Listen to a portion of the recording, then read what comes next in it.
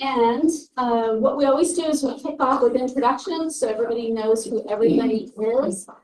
And then as people arrive late, we'll go ahead and introduce them as well. So let's start with Paula. Oh, hello, I'm Paula. Where are you from? I live in Parkland Hill. There you go. What else? Welcome, Paula. I like being thanks to my great neighbors. And Wally. Okay. I'm Wally Book from Parkland Hills. And Donna. Donna Strong from Parkland Hills. Okay. Who are you? My name is Steve. I'm with Albuquerque Fire. I work in the Southeast Heights area. Super. I already introduced myself, Mike. Mike Wachowski in the Mark Twain neighborhood and 30 years here. Please take a look at this flyer coming up on Saturday. Second Amendment and gun violence and safety and so forth. It's a free movie over at International District Library. Oh, that's fine. Thanks, Mom. James Shanley, Mark Twain Neighborhood Association. Good afternoon in the meeting, Pete 1186. Robert Hartman, I'm the program director for the Gateway Women's Shelter and the Gateway Medical Shelter, and I live in the complex next door. Janet Simon from Parkland Hills. Okay, Congress, Parkland Hills. You want to go back here first, or? We'll do table and then circle back. Lieutenant Daniel Fernandez, I'm the Public Affairs Officer at Kirtland Air Force Base. First time at one of these meetings. I appreciate being here. If I don't get another chance to say it, big open house happening May 31st and June 1st, Kirtland Air Force Base Air Show. Please help spread the word wherever you can. We appreciate that. I'm Eva Blaylock, Kirtland Air Force Base Public Affairs Community Engagement Legislative Liaison, also the president of Silver Hill Neighborhood. That's why you see the Silver Avenue restoration behind it. And then also the air show. Great. Hello, everyone. I'm Wendy Karchuk from Maryland. I'm a field representative with the mayor's office. Let's go to that.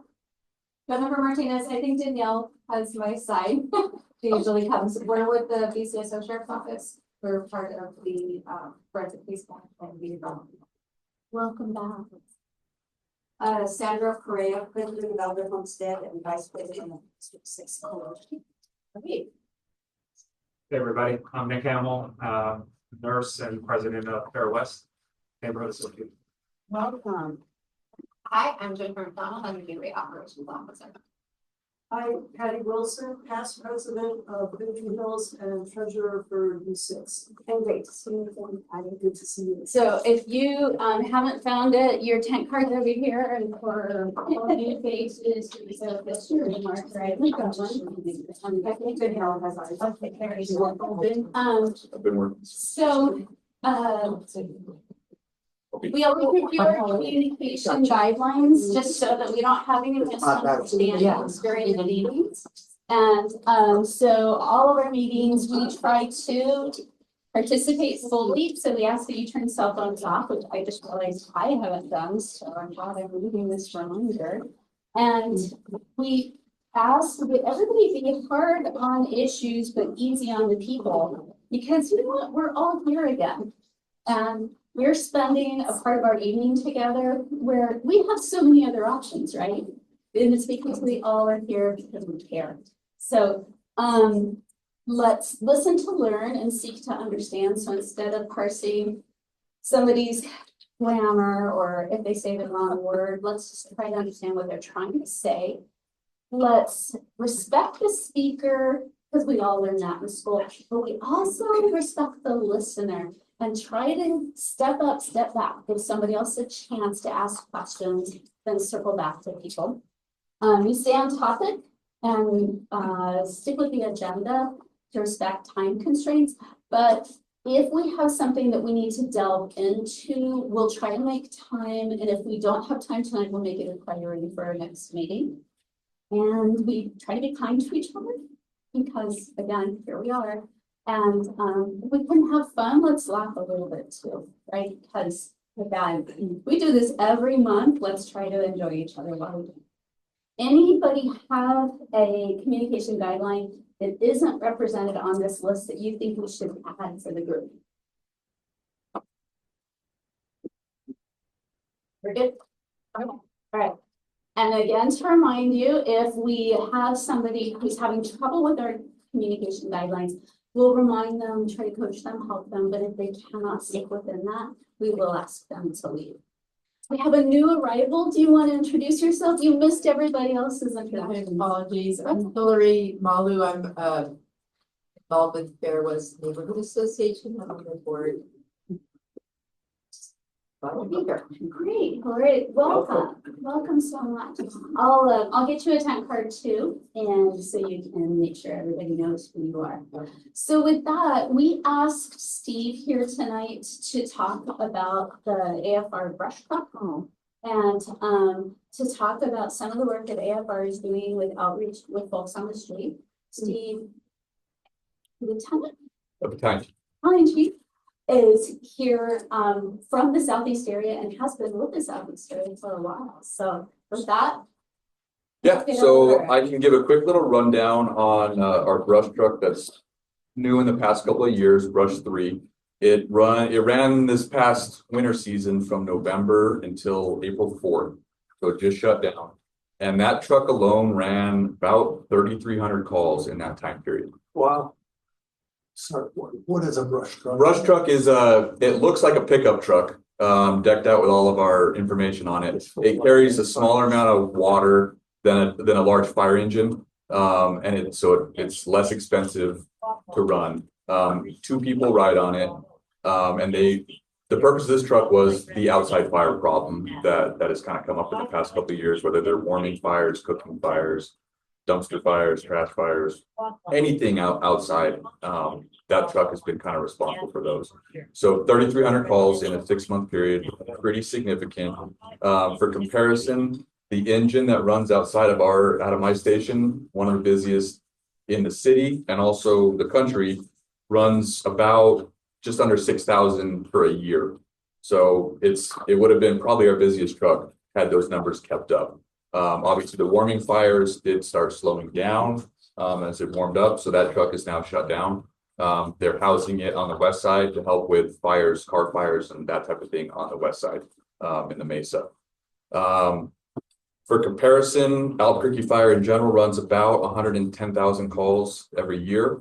That number is increasing with population and it's just increasing. It typically does every year. That brush truck was very successful in what the purpose was, which was to alleviate some of the burden from the frontline trucks so that they could continue to run it on those structure fires and the medical calls. That's a huge component of what we do that maybe a lot of people don't understand. We're the first responders for heart attacks, strokes, car accidents, anything like that. Anytime someone calls 911, there's usually some Albuquerque fire response associated with that. So that truck alleviated a lot of the calls that would have gone to this truck's running out of Station 11 right over here, Station 5 up the street. So that was a big success with that. Does anyone have any questions about brush truck responses? Yes.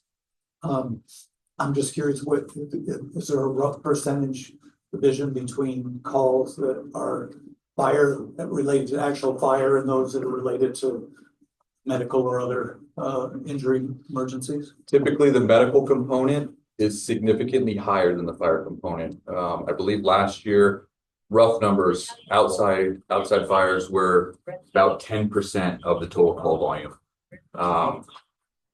Medical calls are typically about 75 to 80% of the total call volume.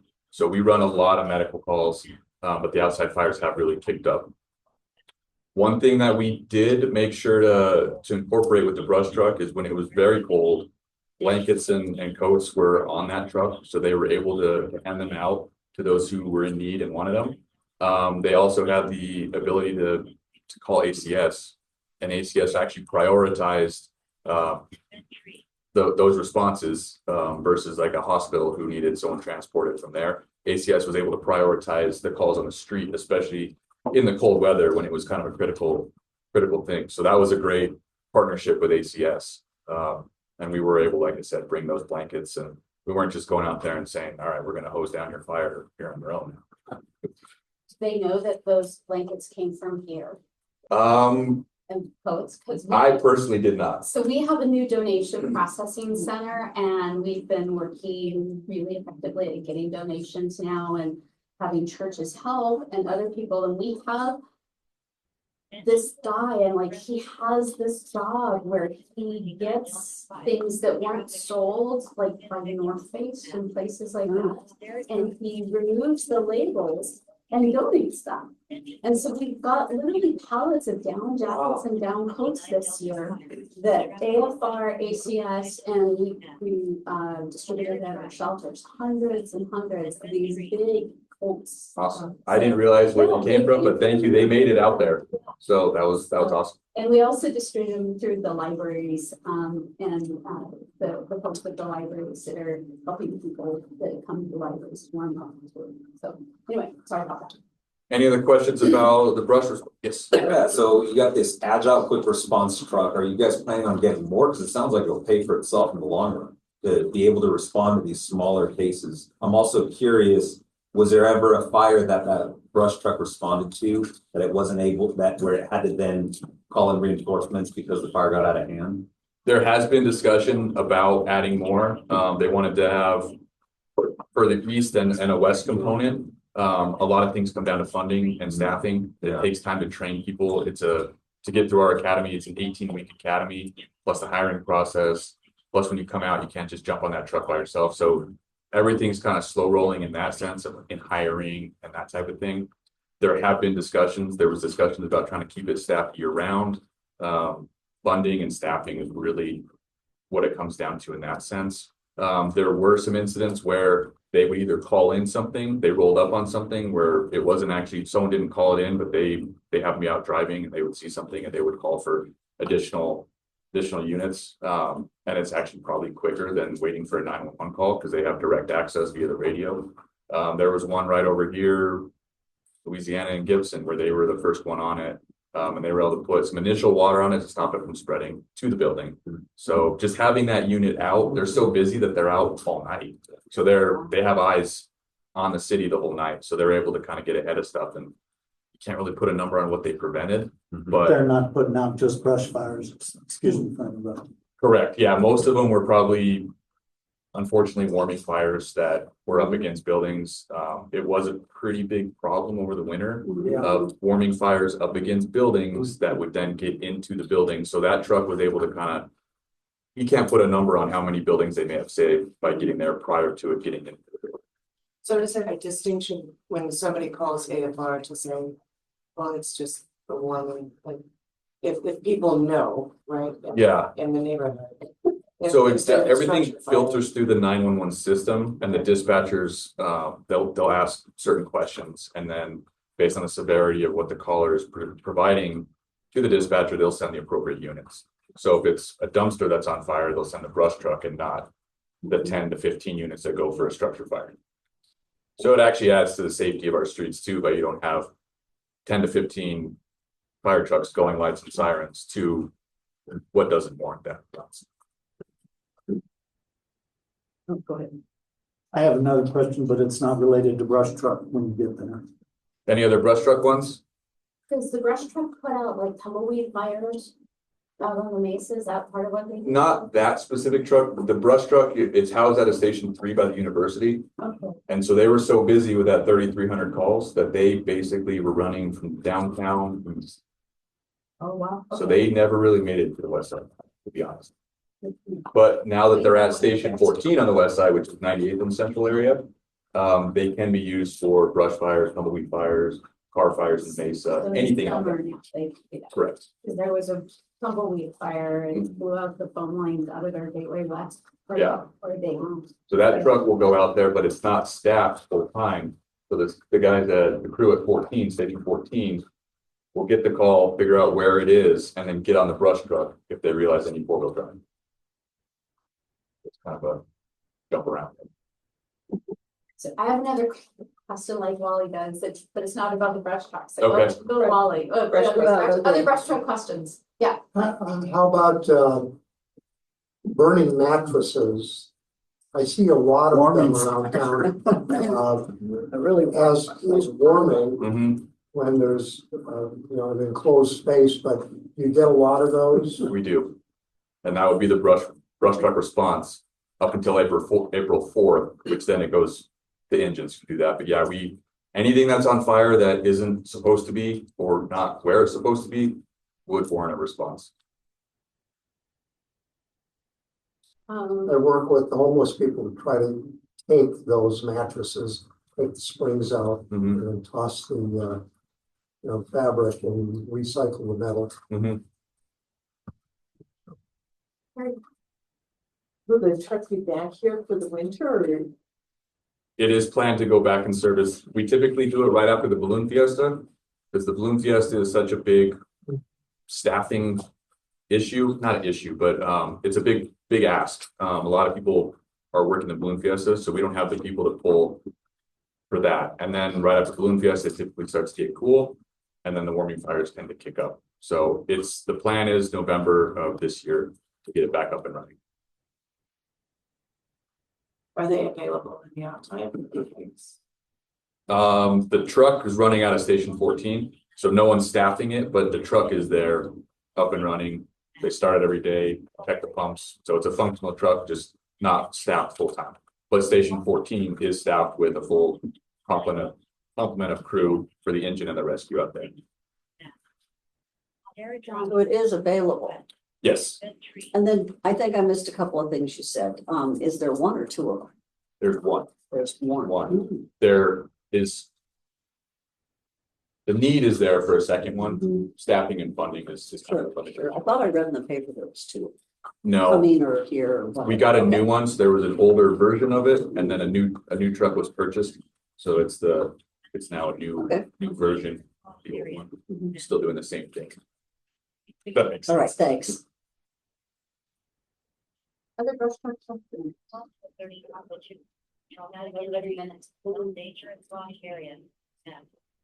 Okay, who has non-brush truck questions? Wally? Could you expand or explain the conflict going on between medic and rescue vehicles and having two medics on a truck or whatever the heck that's all about? I don't want to get into it too much because it is, An ongoing situation. it's an ongoing situation. It's under litigation. It is under litigation, so I'm not involved in any of that. I show up to work, and when the tones go off for calls for me, I get on the truck and I go. I don't ride with a partner, so there's no crisis on my truck. I wouldn't call it a crisis. It's just a slight difference of opinion between. Things get blown out of proportion, I think. The paramedics are going to be in the stations regardless. Calls that warrant a paramedic on that call are going to get a paramedic regardless of which staffing situation we use. It's just a matter of you can make the argument pros and cons on both, to be honest. So it's just a difference of opinion right now, and the courts are going to sort it out for us. I noticed they're changing the name on the vehicles. That one If it's got a medic on board, it says medic. that one does, all the rescues are paramedic. They have paramedics on. So all of the trucks that look like ambulances, we call those rescues, all of those have a paramedic, and they will have a paramedic regardless of what happens with their staffing. So R doesn't exist anymore. I'm sorry? R, doesn't the letter R, doesn't it? Rescue 11, for example. Correct. So Rescue 11 will always be Rescue 11. It's just a matter of whether they're going to have two paramedics on that truck, or one paramedic and an EMT basic or an EMT intermediate. So it's just there will always be a paramedic on that truck. Okay. It's just a matter if you get two on one truck or one on that truck and potentially one on an engine. Which way is, so presumably one is more effective than the other, and one is probably more within the budget than the other. It's pretty much a budget neutral proposition, because what we're going to do, if it were to go through, is move the second medic off of the rescue onto an engine. So it's just moving one person, flip-flopping EMT licensures to trucks. So the paramedics will still be here. It's just a matter of what truck they're going to arrive on. And they'll both be on the scene irregardless. In most. This is where it gets into the weeds. So it all comes down to our dispatch model, which is you get a number, which is the kind of call, and then you get a letter, which is the severity of the call. So typically Alpha and Bravo are the lower acuity calls. That's you break your ankle and it's not sticking out of the skin, it's just swollen and you need to go to the hospital. That will typically get an Albuquerque fire engine and an Albuquerque ambulance transport unit. So the way it stands now is typically we don't have paramedics on the engine. So they'll assess, we're able to splint, make sure that there's no obvious life threats. But typically a paramedic doesn't arrive on that call until Albuquerque ambulance gets there. Now, when it's a Charlie or a Delta or an Echo, which are more severe, you get the 2 paramedics on the rescue and then the complement on the engine, which is 4 EMT basics, which are trained to a lesser extent than the paramedics. So if we were to split it, you would get a paramedic on every call, regardless of the severity. So you can make the argument that maybe they catch something that the initial caller didn't tell our dispatchers. That could be a benefit there. Yes. Paramedics, EMTs, what are the differences?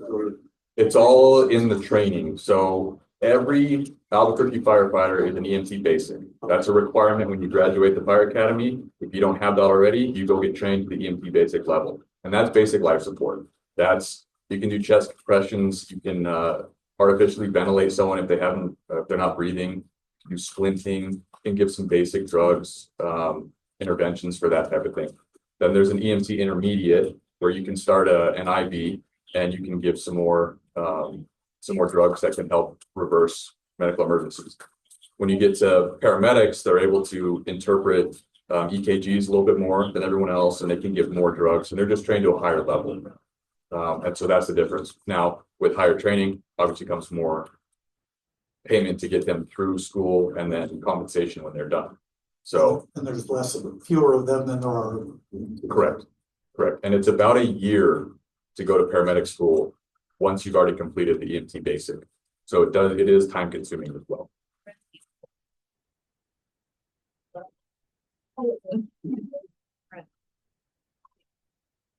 So can I just clarify that you said that the brush engine that we have now is operational, but there's no staff technically right now. Correct. To run it. Correct. So thus, like for the summer months, it wouldn't be available. It's not available in the Southeast Heights. That being said, if someone calls and says there's an outside fire, that doesn't mean nobody goes. It just goes to a different truck. Okay. So those calls are still being responded to. Anytime someone calls and requests a 911 response from Albuquerque Fire, they get one. The truck is just housed at a west side station based on availability and based on the need for potential 4-wheel drive on the Mesa. But it's just not staffed with people 24/7. That makes sense. Yes. So the crew at station 14, 4 people on the engine and 2 people on the rescue. If a call came in on the West Mesa where they needed 4-wheel drive, they would just move trucks and take that truck that they needed for that one call.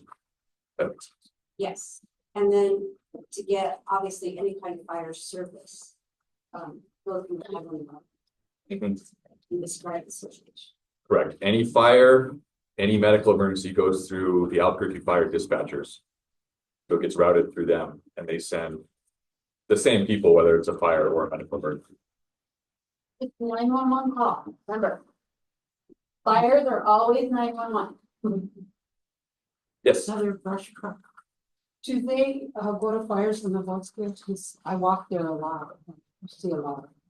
Typically, brush 3 does not, but we have a whole task force of wildland trucks that will go.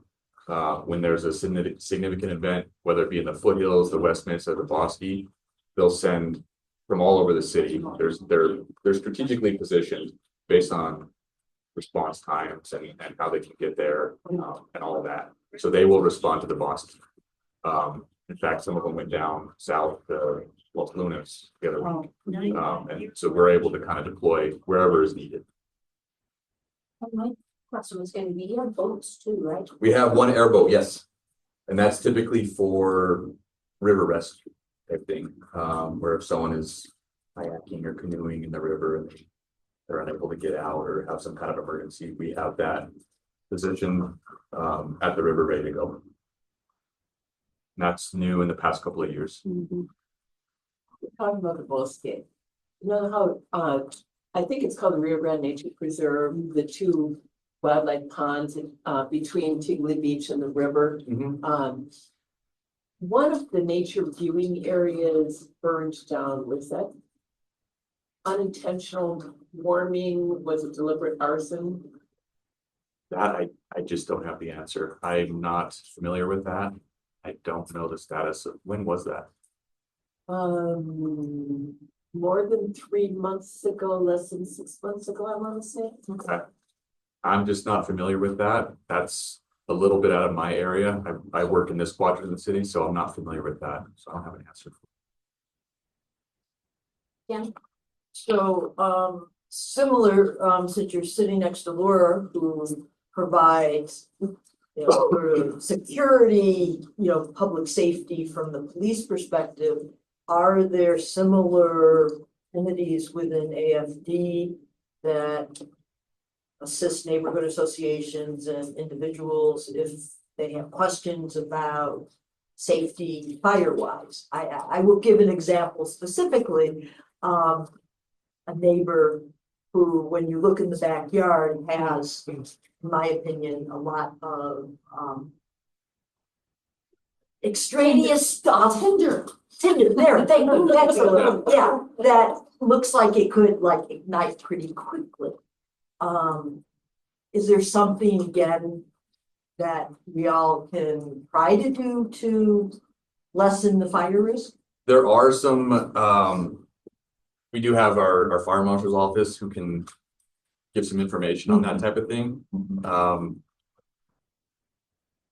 Seeing that there potentially is a problem isn't enough for us to intervene in that sense. Right, right. That's Especially if it's not a, if there's not a code violation. Right. Yeah. But the information is out there. The fire marshal's office would be able to help with that a little bit too. Okay. But it's kind of, homeowners are responsible for keeping up with their own defensive, it's called defensible space, and it's just keeping combustibles away from the house in the event of a fire. It might be another code enforcement call too, Janet. I know we call code enforcement a lot. They're not too responsive, but it's where maybe a code enforcement. I can tell you, Jen, from personal experience, that a neighbor who got upset that we had wood chips delivered to our house and reported us for having piles of, I don't think what they called it, but anyway, code enforcement sent us, it was wood chips. And so code enforcement sent us a letter and we were like, well, come and see it, like here it is, and we'll spread it out, but seriously. Real wood chips are flammable. We know what you want to do. Yeah, let me tell you, we get bottle rockets every 4th of July in our yard. And if code is a little slow, bear with them. They're very, very busy. I know I call them several times a day to help me board up some of the buildings. So bear with them. We run them ragged with our calls alone. So they are working their butts out. That one, that I can vouch for. Are you into drones yet? Am I? We have one. In the fire department. There's talk of it, but we don't have any operational right now. My question is kind of silly. I grew up in California and we used to go to the beach in San Francisco. And there was this beach that had these big pots, if you will. And what they were, and we didn't see the pots, me and my friends. And so, I grew up in the country away from San Francisco. And so we're out there on the beach and it's cold outside. So we scrounge up some wood, we start a fire on just the sand. And sure enough, here comes the cops. And they're, they tell us, put your fire out. go over there to the pot. I'm like, what pot? I can't see it. It's dark out here. It's the middle of the night. But he shows where it is and, we put our fire out and now we're having a gay old time over here around a nice fire. Mhm. There's nothing better than the blankets and jackets are outstanding. But when I'm in front of a fire and it's cold enough, I want both. Mhm. I'm curious if it would be a wise investment for the city to consider putting something like that and, providing that. Warming pots. Yeah, in designated areas where that, rather than having to put out the fire and then be cold, Mhm. the fire is where it is and it's in a location where it's safe and no worries, nothing to respond to. Just I curious. think it's been discussed. You might be able to speak more on it. It's been discussed, but I think from what I've seen in the news, not being a part of these discussions, is that it becomes a point of where do we put them? And then that's kind of the issue.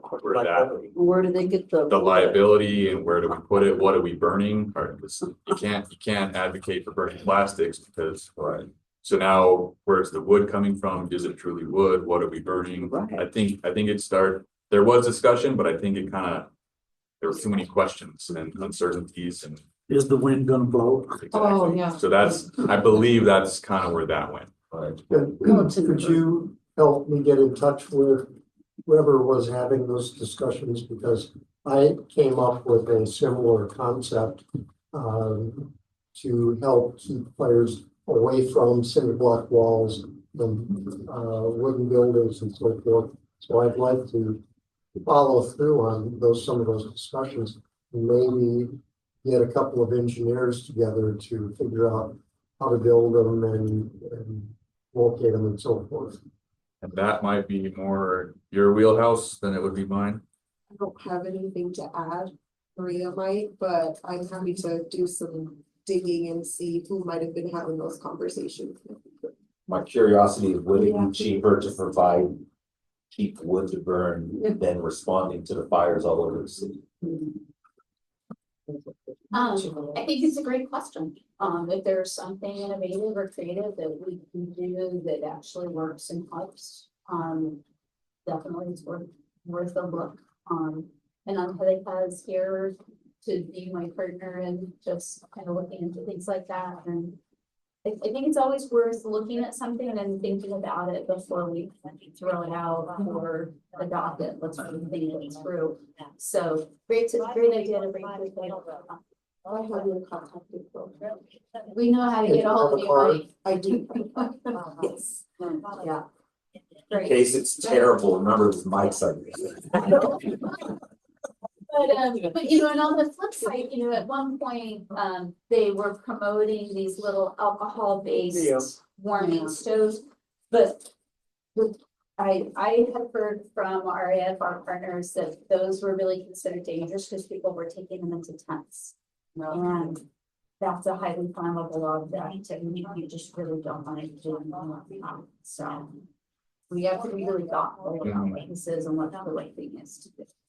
A lot of people out there are not necessarily in the most sober state of mind, and I'm just kind of, I think it's a wonderful concept, but I'm cringing at the idea of the execution, because part of what I do most years is I volunteer at a national park out east, and part of my job is keeping people from burning down the forest, and people who aren't in the throes of addiction, where the only thing that they're really thinking about and focusing on is their next fix. They do idiotic stuff like, we'll put this end of the branch and we'll just have the rest of the branch, leading out into the forest. I'm just sorry to be a pessimist about it, but I have a hard time believing that something like that could be responsibly. Carrie, if we start moving forward on it, we'll invite you to the committee. How does that sound? It sounds like be there's some real realistic. experience with this. I had to educate my neighbor who is from Seattle and Hawaii about you have to put the outdoor fires out completely. You cannot let them burn down by themselves and go to bed. Because I woke up the next morning, it was like, it was just started to be nervous about it all, and you have to educate people, like, out there in the desert, it's a different world. So we'll pull you in, Carrie, if we go down that route with Mike, so, okay. Other questions for, Steve? Great report, thank you. Welcome to say, but we also know you probably have calls and. There's always something waiting for me. And there's things to do with the truck, we know about this. Yeah. So what is your, what, for your station, what is your animal or thing, like some of them are Oh, lions and we're the all- bulldog at Station 5. The bulldog. Station 5. You have a bulldog at station. We do not. Well, shame. I know. Yes. Bulldog running alongside. You have it out. Sorry. At a District 6 meeting, earlier in the week, a resident of Mesa del Sol had mentioned that she and her husband were leaving the house. There was a car fire. Several people called in the car fire. As she was driving to town the whole way up, she didn't see a response. So the question was, at what point, and I know it's all funding related, will there be a station down in Mesa del Sol? And who responds to Mesa del Sol? So I don't have a solid timeline for you. I know it's already in the discussions. There are talks about it right now. There's more people moving out there. There's more businesses out there. So there's a lot that would need a fire station out there. So it's already in the works. Funding, timing, staffing, all the things I'm just going to keep repeating, right? Those are all kind of the things we have to work through. That being said, that area, we were actually talking about it before the meeting, it's called an automatic aid agreement between Albuquerque Fire and Bernalillo County Fire.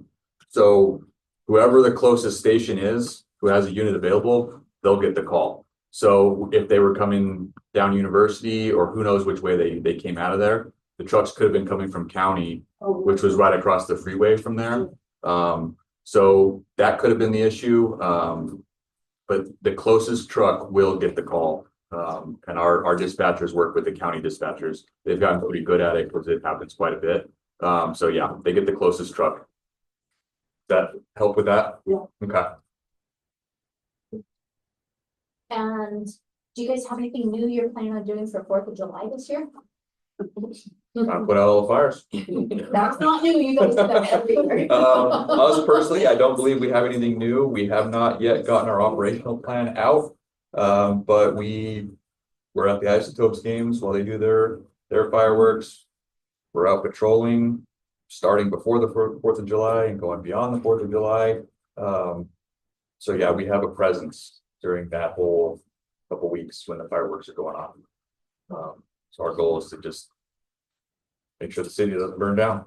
Yeah, how often do you check our hydrants? Every year, Once a year? once a year. We just started so if you see trucks out opening hydrants, that's what we're doing. Unless you see a big plume of smoke, in which case we're doing something else. But we have a rotation every single year. We check every single hydrant, make sure it works. And then we work with the water authority and they come out and fix them. You treat some of them the other morning. It's already started.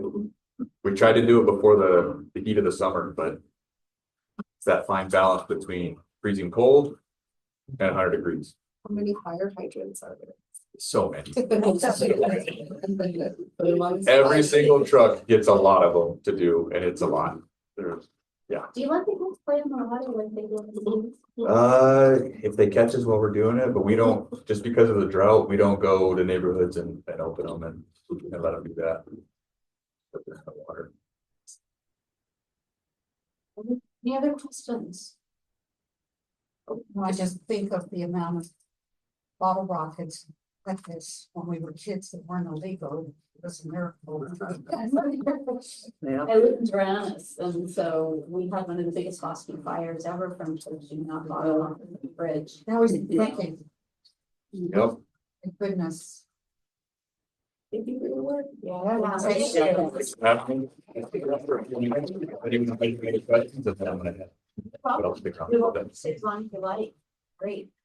Okay, so with that, shall we go to all of the paperwork you guys have received with reports and information? Robert, you want to kick us off tonight with your report? Yes, of course. Thank you.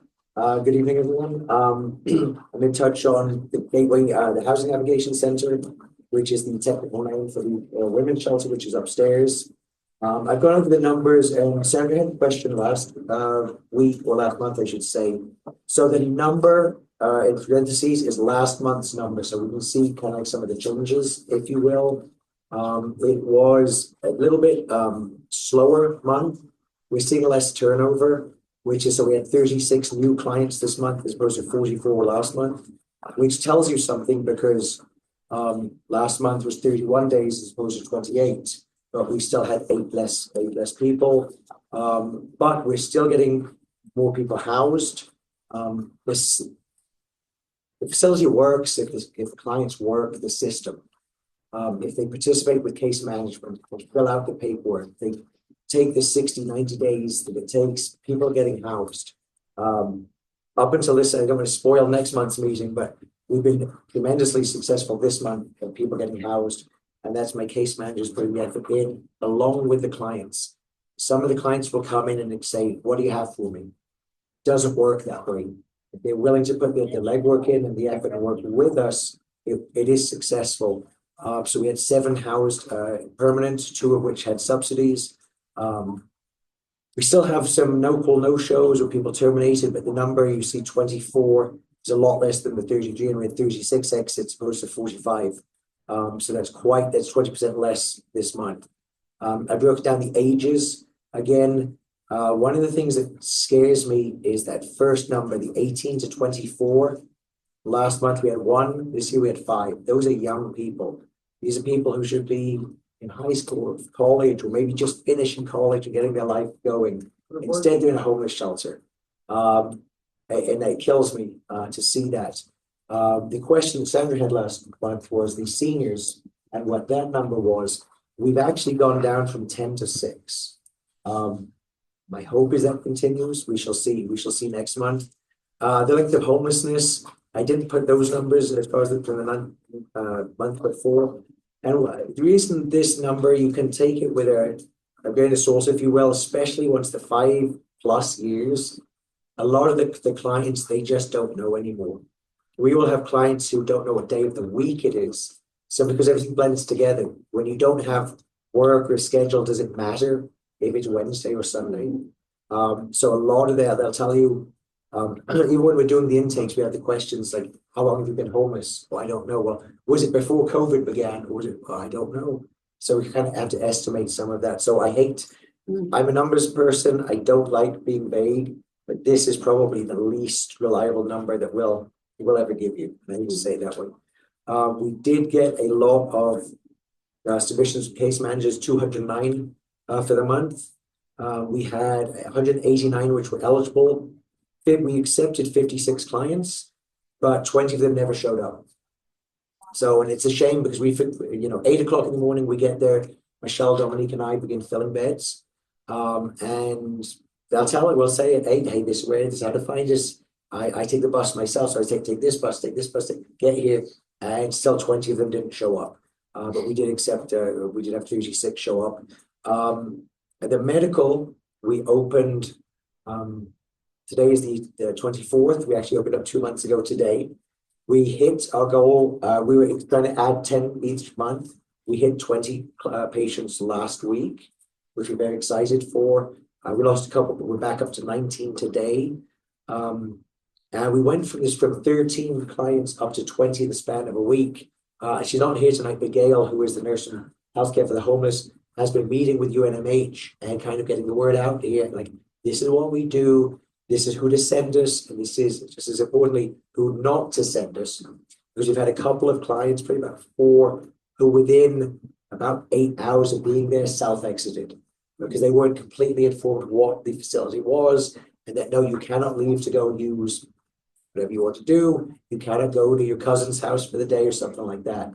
So now that we're educating clients a little bit better, it's a lot more effective. So we're super excited to hit 20. Beginning next week, we're probably going to open up to 30. And we'll just keep going. So it's exciting to be kind of at the beginning of all of that. And the city has been fantastic with us. Especially with things like donations. It's one thing if a lady calls and says, hey, I got kicked out of my place, but I'm coming with my suitcases and this and that, as opposed to you don't plan to go to the hospital. You don't pack a bag with you. So we have people coming with like, I've got hospital socks and a gown. And I contact Jennifer's team. And usually the same day, latest is next day, we've got clothes, shoes and socks. And so for men and women of all kinds of sizes. So it's been just a fantastic working with them. So any questions on any of the gateway numbers? And forgive my voice, the allergies have been, I never had allergies till I moved to Albuquerque. Last week I sounded like a 12-year-old boy. So it's getting a little bit better. So let's start off with Hillary. You said you're up to 20 and that was in what facility or what? The Gateway Medical Respite, the respite facility. So we've got the women's here or the medical just down the hallway. I handled both of them, so I kind of go down the hallway back and forth. And what's the length of stay in the medical? So the goal is kind of 45 days, but because there's a medical aspect involved, I can't say heal quicker. It's how the body responds. And the other exciting aspect is whereas housing is not, and I shouldn't use the term guaranteed, but it's not guaranteed whether it's our facility, whether it's the men's facility, AOC. Healthcare for the homeless has a certain amount of vouchers. So we just got our 4th client got their voucher today, and he was in tears. This gentleman, it's wonderful to see. And so the housing aspect comes in. So let's say you're staying with us, and you're healed, but you won't get your housing for another week or 2, 3, even 4 weeks. We have an overflow, and the city, I don't know exactly who it was, but came up with this idea for an overflow. So you might not need your specific bed anymore, but we will keep you in the facility until you move to housing. Because what we don't want you to do is go out back to the streets or go out, sleep at the bus stop, get sick again, get the influences again. So the hope is that you'll segue directly from us to housing. And knock on wood, it's working. It's working. So whoever came up with that was above my pay level, but it's a fantastic idea. Jennifer gets on. Yeah. That wasn't that idea, but I'll take the credit. Yes. If we came up with that one. Okay, and then James? Your question? Who? You, James? Oh, so is the men's housing navigation open yet, or is this just women? It's just women, The men's mindset is well, it is, we toured it, it's finished. And the city is at this point, looking for an operator for that. But yeah, I'm just handling the women's the medical. And the capacity there is, I thought it was only 50 beds, but it obviously must be more than 50 beds. So Well- Jennifer can actually answer questions around that. Jen, you want to lead that one? Yeah, so women's, which has been open for over a year, has 50 beds. The expansion for women's is currently already started. So hopefully by early fall, we'll add another 50 beds to women's, so we'll be at 100 beds in space. Medical respite, like Robert said, we've been adding 10 beds per month. When we get full capacity for medical respite, it will be 50. So these numbers include medical. No, so to your point, it's a maximum of 50, but because of turnover, you might have a client stay 2 weeks. So one bed might have 2, 3, 4 people. Didn't have 85 or 94 at any one time. No, 50 max at any one time, but because Jane Doe might stay for a week and she goes and then you get someone literally you'll have them a night and we'll do the intake in the morning and then that night you'll be like, where is she? And they disappear. So that's the total number. So we've got 36 new clients in the month and 85 total. Hello? So what about children, or that's a whole other? That's the family shelter down on the Hawthorne Hotel, Wyndham on Gibson University. No, but we don't share that. Oh, and Jennifer, you had a question? It's only Yeah. What's that? It's we do. Oh, okay. Well, we have now. Okay. Sorry, I have a question just about, how do you get referrals for the medical list? That's going through UNMH only. Oh, So yeah, and they So have to not- be in the hospital, not a UNMH Not case clinic. made, not. No, nothing, Just UNH. Yeah, Jen. Yeah. So it's a pilot project right now, so we're piloting the most of page. To see what happens in the data. feedback that we need better communication with prospective clients and residents coming in. So we'll see once we get through the pilots, if we're able to add more hospitals. More complete. Thank you. We'll see if the hospitals want to partner. Who doesn't attend the meetings? You don't know, like about the family shelter and the youth sobering and the recovery pallet homes. We've talked about a lot of them, but this gives you a little bit more overview if you're not familiar with the other things. I'm looking for that. Oh, let's see. Here's one right here, John. Somebody else. One of these? Yeah, you bet. Here you go. Okay. Question, it might be more for you, Jennifer, than you. You mentioned that the people in medical are not allowed to leave, go use in the community. Is that still permitted for the women who are in the non-medical area? Robert, you want to talk about that? Yeah, Oh, so we have a curfew. So from 6 a.m. to 9 p.m. the clients can go and do whatever they want. We have amnesty lockers. We are aware that some people will use. I hate to say it, you cannot stop them. But we need to keep the people safe, and people will steal things like that. So if I know you have fentanyl, I may try to steal it from you. So we allow them to lock that up. And that's something we make very clear to them in the beginning. However, there is no, even tobacco and cigarettes get locked up. So if they wish to use, they will use if they want to. So we give them a place to lock that up, but they cannot use anywhere on the facility here. The clients often ask us if we come back high or intoxicated, well, we get kicked out. And I say, as long as you're not making a scene, no. If you're sober and you're making a scene, you may get exited. This population, if you, I hate to say, if you tell them you cannot use, we're not trying to encourage them to use. Please know that. But if you tell them, they're just going to lie. Mm-hmm. I've literally had people when I need to take any history or substitute, no, and I'll see them at the bus stop using, see them across the street using. So we do not want them to use. We will offer them his care campus, his various places you can go for help, but they can leave during the day. The hope is that they make good decisions.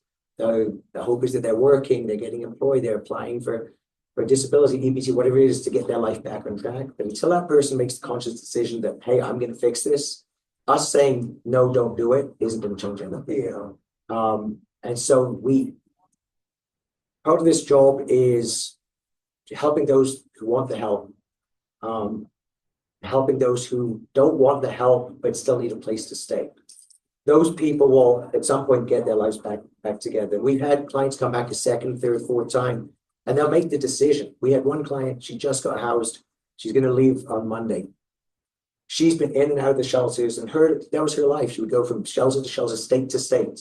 She finally came back to us and said, hey, to a case manager, I'm done with this. Can you help me? And I said, I don't believe it. 2 months later, she's getting housed. But she had to make that decision herself. So me saying, or any one of us saying, no, you're not allowed to use, that's not going to work. These are adults. These are all, some of them are young, but they're all adults. They have to make those decisions.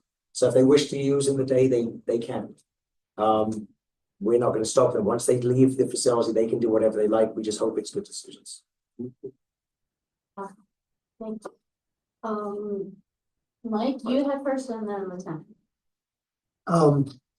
What part and at what point do you do the vulnerability index survey and work with the coordinated entry system? Is that part of? So that's in the scopes of the contract that we have with the city. So it should be 100% of them. Now we're not going to do it as soon as someone gets here, because if you do it the first day and then they leave, it's, we want to see that they're going to work. And again, I use work the system, and that sounds a little shady when I say it. I don't mean it like that. We participate to get involved with what we're doing. So it's usually, I want it done within the second or third week. It should be done. But the goal, the hope is that everyone does get it done. That's all part of the process. Yes. Yeah. That's involved. Yeah, I could also imagine that if you didn't allow, if that's the word Peter used, that word would spread around town. Oh, you don't want to go there and get help because they're not going to let you X, Y, and Z, and that could be a deterrent factor. I am curious, because you mentioned a positive story that came. You're a numbers guy. Do you have a way to capture successes like that? Quantify them? Yeah, so what we look at, basically, I'll contact, there's a man named Jake who works for the New Mexico Coalition to End Homelessness. And every so often I'll say, can you send me the numbers for within the shelters within the city and then the state as a whole? And consistently, our numbers are higher. So if you look like, and these numbers might scare you a little bit. For about city or state, it's anywhere from like 8 to 10% of people get permanently housed. And we're usually about 15 to 16%. Now, a lot of you are thinking, well, that's 85% who don't. Unfortunately, that's the nature of the beast. Some of them they'll be here 2 days, then we'll never see them again. Other people are not willing to take those steps forward. Other people, it's just, I have a client who has 6 evictions. I don't even know how you get to 6. I had my issues before with the, but I mean, 6, the landlord isn't going to take you. They're just not going to, unless you can say, look, I'll pay 12 months lease up front or something, and people don't have that kind of money.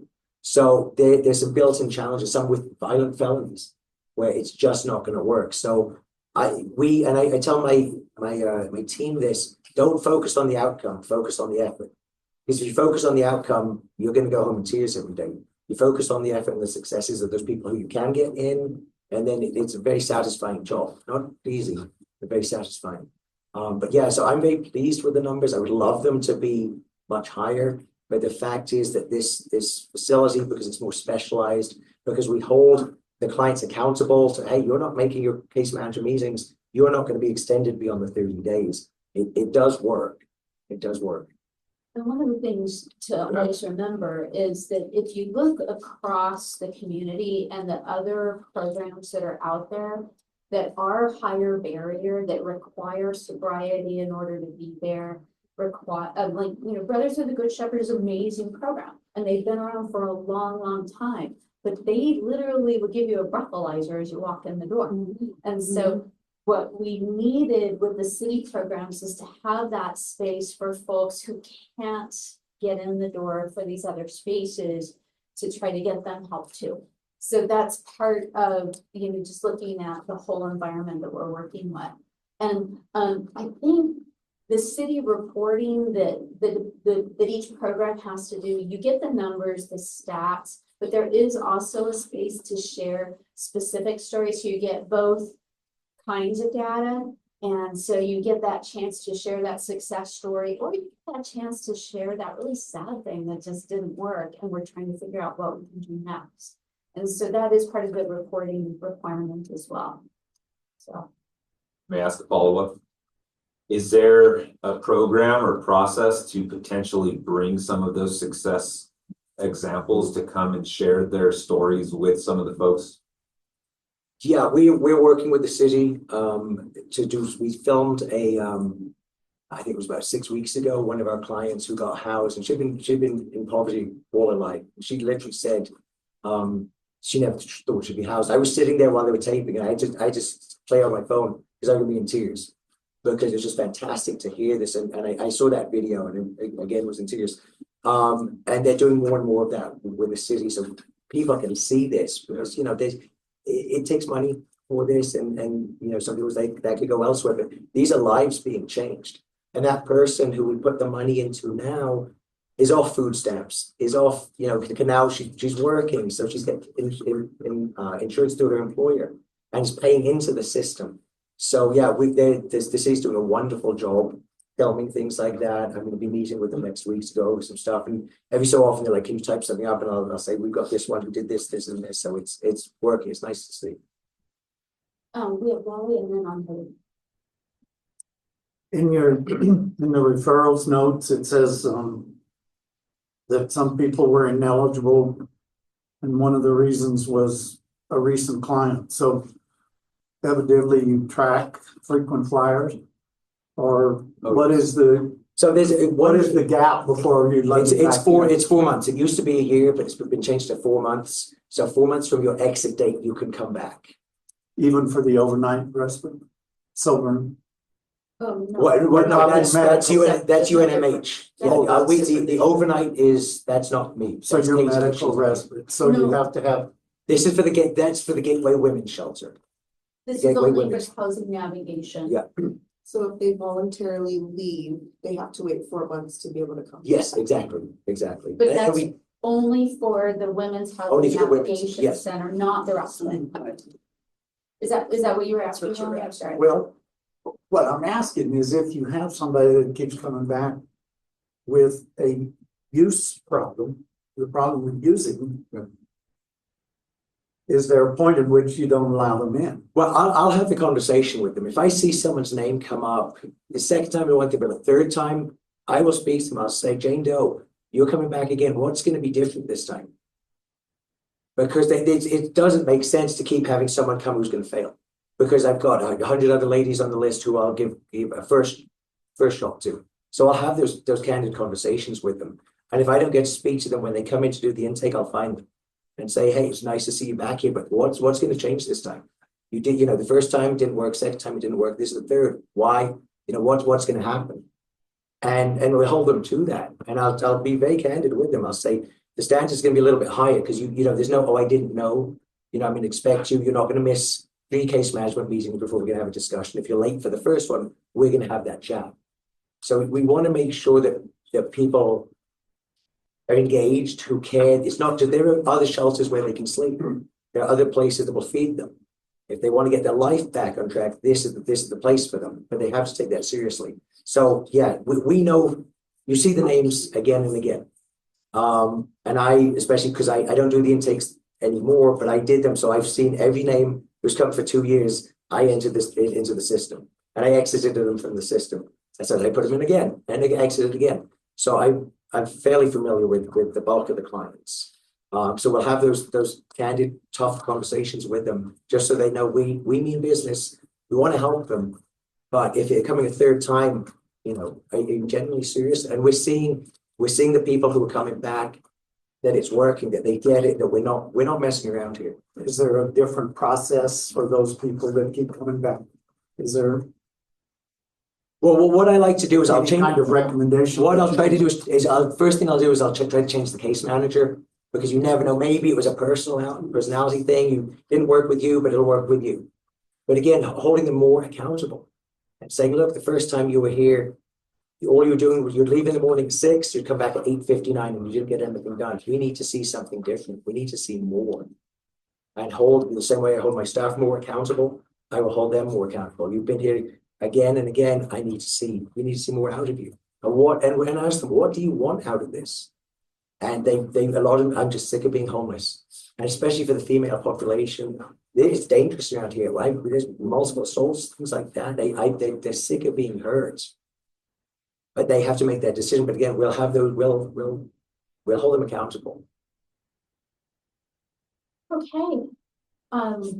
So can we wrap up with 2 more questions, one from Donna, one from Sandra, and go on to the next report? Let's go on to 2 other reports. Then how it goes, I'll let her go. I was just gonna You guys were talk about the success stories. There is actually, if you type in CABQ ACS, which is Outcome Community Thinking Success Stories, there's a page where they're starting to share some more of those. And I think part of your question was, if I'm not wrong, was getting peer mentors, maybe peer mentor work. We're starting to build into our contracts. The open sobering, we're opening gateway recovery, which is those who have been through recovery programs, ability to stay clean. So we're building peer mentors into that scope of work, so that people who have that lived experience can work directly with those who are trying to come out of that experience too. Sandra. No, you know what? I'm gonna hold off on my question. Yeah, I'm okay. It's just real quick, if you come across or veterans, military officer veterans, do you have a liaison at the VA hospital that you would refer these people to, or how do you do that? I have a couple of contacts up there, but I usually leave that up to the case managers. The case managers. Yeah. and the Veterans Integration Center, you have a connection with them? I've spoken to a few people over there. I don't have anyone specifically. I can get you. No, I'd like, thank you. Super. Okay, guys, thanks, Robert. Thanks for all the details. Good. Yeah, we need to delve in, you know, periodically and really explore what needs to get. So, did we get your question answered, Wally? I don't think so, but okay. We may never sometimes have. Okay, I do have a quick question before we move on to the other reports. Is the first responder receiving area still open? yes. Okay. We look for different things, so easy as that. First responder receiving area is staying open, same hours, same staff, same referral process to get there. And the contracts are being worked on right now to finalize, so there's no hiccup in services. Okay. Yeah, And that that is a made me lot of confused. misinformation. That made it, the confusion was we're changing operators. I remember that discussion a couple months ago, but we're being for like in the last couple days. They were like, can you please check in with them because we're hearing different things, so, you know, so we're open. We've still been pretty full most night. Okay. So that made me think the communication as they tried to make a referral that night. Okay. And so somebody went into the map and said that Gateway West was closed. And we've been trying to work with Google Maps and those guys and get our ownership of it back. Because it's not closed, but just if anybody thinks it is, it's not, so you can tell them that. We're still housing around 600 people on average a night, and the numbers are staying pretty high, given that the weather's getting nicer, so just, and I think the last count I saw was 56 dogs and 1 cat, so I feel bad for the I didn't even and 1 small cat, and I was like, oh dear. But anyway, we're also working really hard on getting all the puppies their parvo shots so that we don't end up with parvo and distemper outbreaks. So still working with the pets. So let's go on to our Who's picking up all the dog poop? around the city. Yeah, from the homeless having, I mean, dog owners. there are so many dogs with the homeless anymore. Yeah. That, you know, I don't always feel like it's completely humane. I mean, they're sitting out there in the sun in a median or something. It really bothers me. But the thought that I just came with was who, I mean, do they pick up after their dogs?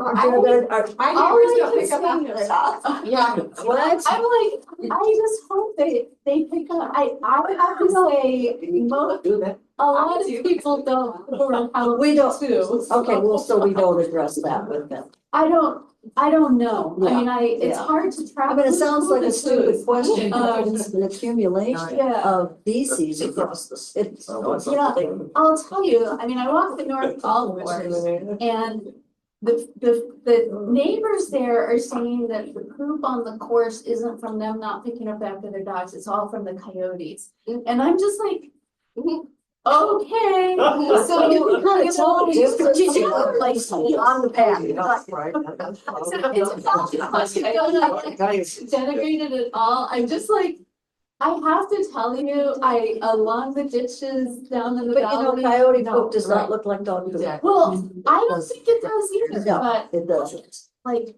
how are we gonna check these things out? Who is good? So I will tell you that when I worked downtown, I learned that if the poop is in the middle of the sidewalk, that's dog poop.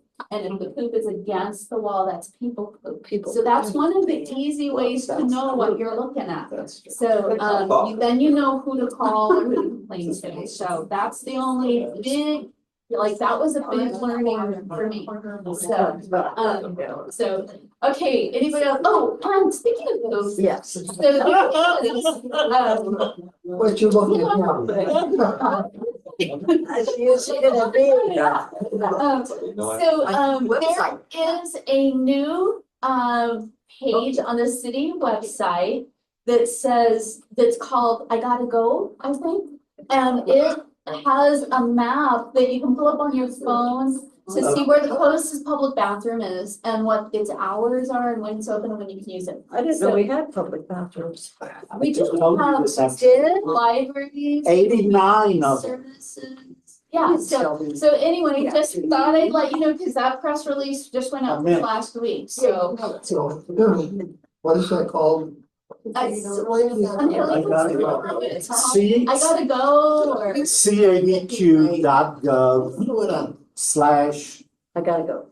No, government / public - in other words, restroom. oh, Well, there may be another one, that's where I. That's probably the slogan. yeah, maybe that's the slogan, or maybe that was at the top of the webpage and it tricked me, but.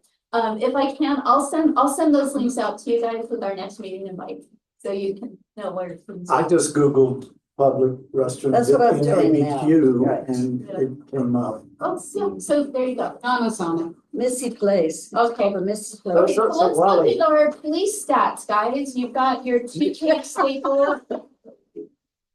And,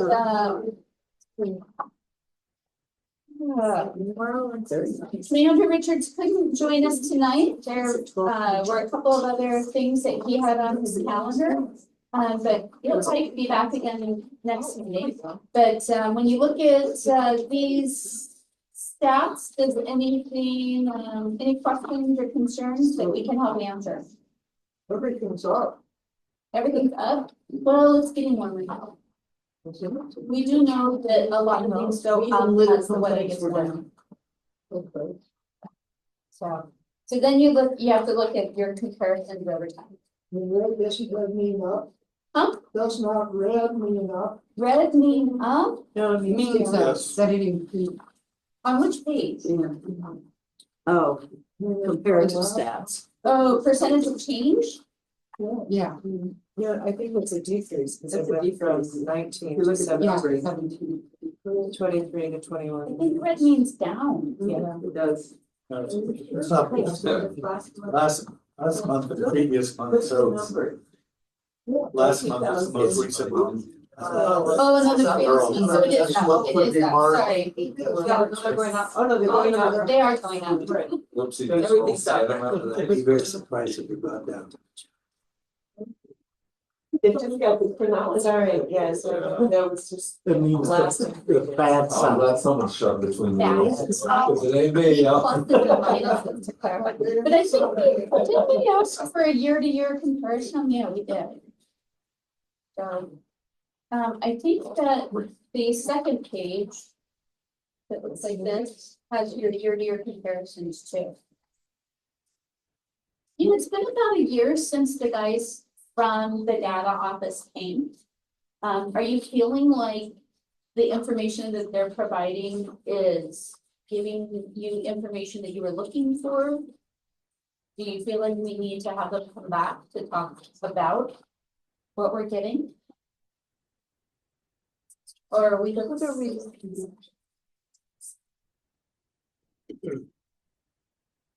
Yeah, we need remedial training. Yeah. We've been getting the same report every month.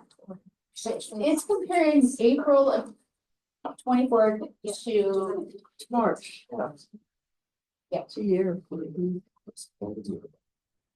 It's showing you the full year. But it's not showing us. Well, but they're not showing part of that. You mean? Yeah, So this year. Oh. Yeah. That's a little bit harder to look at. Yeah. I ask Janet and Sandra, do you feel that the Gibson Public Safety District is being adequately enforced? Not really, not as much as it probably could be, but I don't know if it's stopping.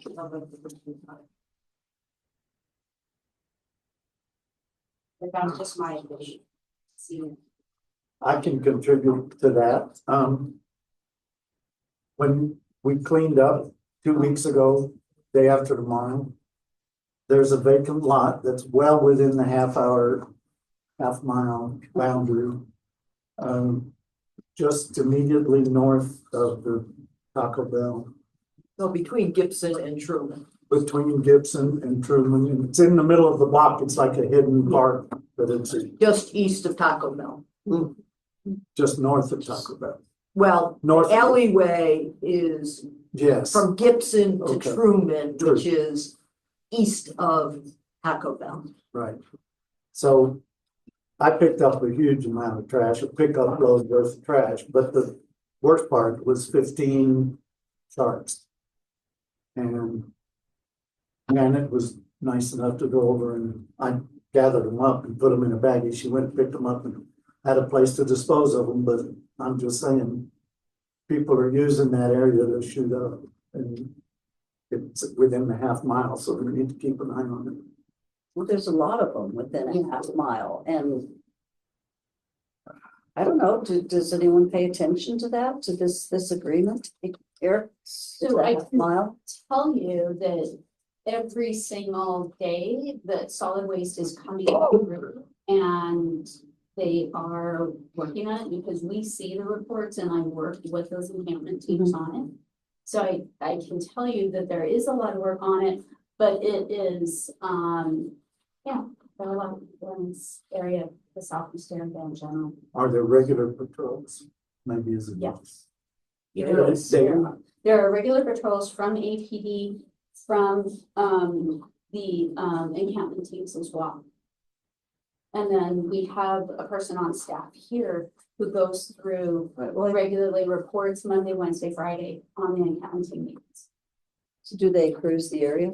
Yes, they literally drive through. So I mean, there's times when I see the same campers, just a couple of blocks, you know, to the north, and they're there for days. Or across the. So I don't understand, yeah. So I've had really great luck just calling 311 to report either That's what we sharks do. or feces or Oh, my burning dumpster or an regional area responsible. yeah, but I thought That's where that there's- this was supposed to be monitored, you know, somehow with this agreement. I can assure you it's monitored. Yeah, you answered it. Yeah, I was just responding to what. Yeah, and they You are were saying. reporting it, and so those 311 reports are on yet the third report of the day. That are part of it. And so I think we've gone over the encampment policy that requires outreach to the campers, offering services and storage of items and transportation to shelter if they're willing to go.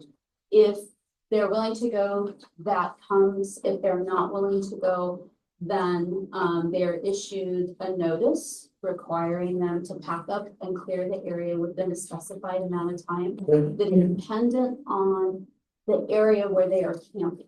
So if they are in like a freeway entrance, if they are blocking children's access to walking to school, if they are in a play area in the park, and a number of other things.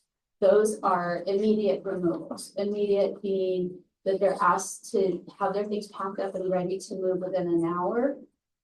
It sometimes takes a little longer for the solid waste teams to get there and follow up and have them pack up and move. They're required to move 4 blocks from their current location. If it's, so that's called a priority 1. Priority 2 is trying to remember, I should have it in front of me when I'm talking to you guys. But it's like a step down where it's, well, it's in these kinds of areas, it's, you know, it's still, they're not blocking a street, they're not blocking a sidewalk, but they're adjacent to it, they're not like blocking the bike path, but they're adjacent to it. And so that's a priority 2. And that is supposed to be within 24 hours. And so those are changes. There are folks who will literally ping pong back and forth. And what has changed recently is that there is an APD encampment team, and when somebody will not comply with the requirement to pack up and move and clean up their area, they can be cited. And then of course that puts on what's called a warrant trail where, you know, like they've been cited and the likelihood of them paying the citation is very low. So then there's a warrant, and then if that person continues, likely they will be arrested. And so there have been citations and arrests in the last couple months that are starting to percolate through our courts. So today I did a presentation to our Criminal Justice Coordinating Council to help them understand that all people who are actually in the court system have had multiple layers of outreach from the solid waste teams, from our community safety teams, from our contracted outreach providers, from First Nations Community Health, from Veterans Integration Center, from other outreach providers who are independent of city services. And we also help them understand the different programs that are going on that we're trying to get funded and set up here at Gateway Center, the new recovery, the new programs to try to really help people have a pathway back. And so the judges had no idea any of that was going on. And so they were really thankful for the explanation of the process that is in place, and the numbers of touches that individuals get with opportunities for connection services. So Do you think the judges could be given a handbook? Yeah.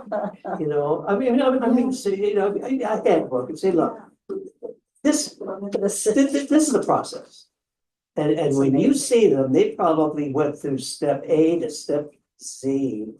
I mean, that's, you know, our little hidden park on Easter, Sandra, you bring it up frequently.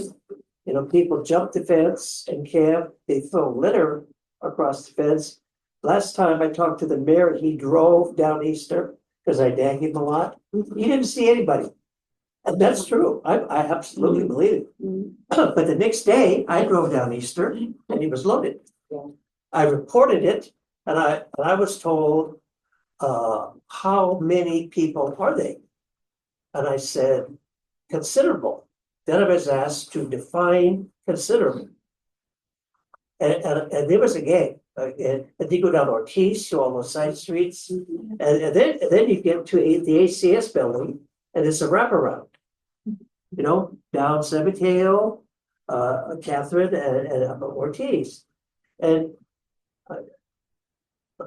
please understand, the average citizen has had it up to here, and promises are made. People are trying their best. Man, I don't want to hang this on police officers. And I just want to commend Commander Richards. When I place a call to him, they're gone. I mean, they're just gone. We had a huge problem with the Dairy Queen. They were, I don't know, people, you know, citizens were blocking other citizens trying to get an ice cream. And the deal was, if you buy me an ice cream, I'll get out of the way. Yeah. You know, and you know what? I would buy them an ice cream. You know, I mean, I would. But I mean, this is a businessman. His windows have been broken and broken. He has pictures of people inside his business. The last two was a man and a child. And, you know, if he goes away, man. And so, please, could you convey that we really need some attention? And it is as part of a covenant agreement, right? We signed a document and said the communities will do this if the city does that.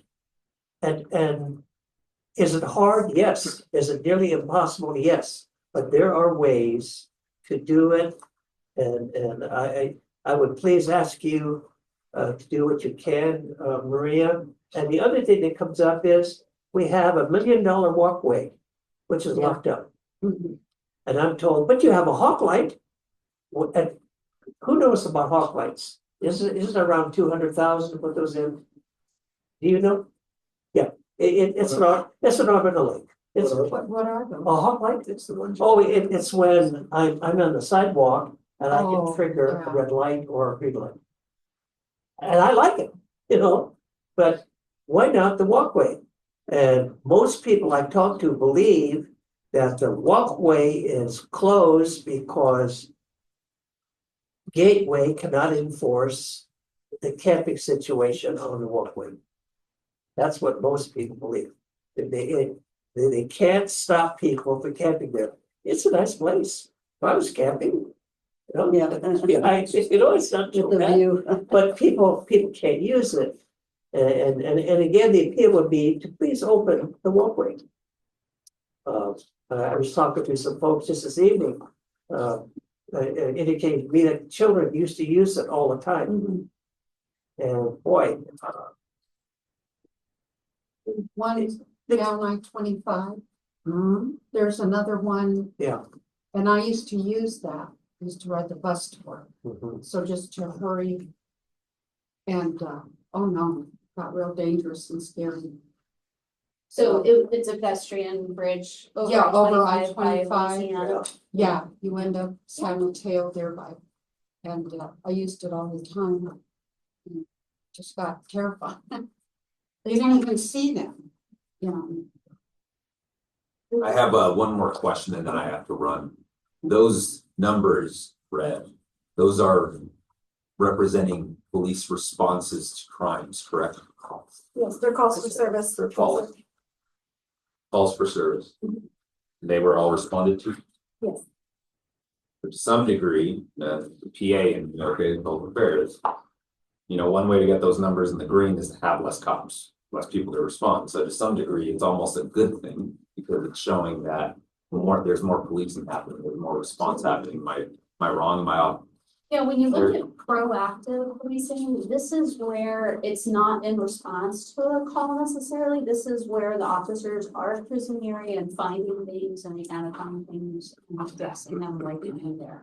So if you have an increase in proactive responses, you really should be considering that as a good thing. That's that patrol that's happening that you're asking for. And it's in this area.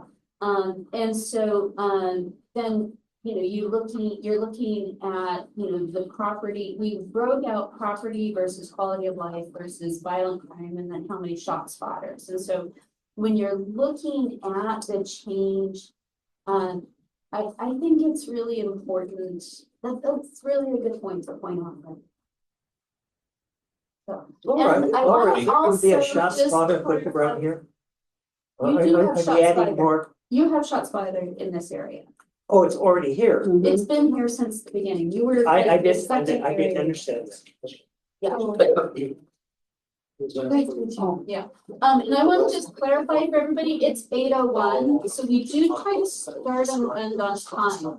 I am happy to take questions as an aside, if it's okay, but It sounds like Just what you're putting there. Because It's a huge. hawk crossings, hawk light is the most well-named acronym. It stands for high intensity activated crosswalk. yeah. So how you get hawk out of that? I don't know. Yeah, and so the idea is that it's a very responsive thing for pedestrians to be able to get a light almost immediately to cross the street. And so they've done them in Knott Hill, they've done them at the different art installations and like that. It's a good by the International Library. Yeah, I mean, they're awfully nice lots of times, but I'll tell you, still be careful, make sure everybody stop before you go. So, well, You said we would continue with unanswered questions at the next meeting. Would you put me down for a question for next month for Laura concerning the 311 calls? okay, you got it. Thank you. And if you want to tell me, oh, this Laura? Okay, I think, there aren't you, she is. aren't you IC? Yeah, but you said it's 8:01. I'm just. Well, no, I mean, if anybody wants to continue conversations, but I want you to know the meeting's officially over, so we're ending on time. So now you can dance. It's over for you, Molly. Okay, you can eat more cookies, grab some popcorn. Thank you all, thank you all. There's two bags. What's your question on 311?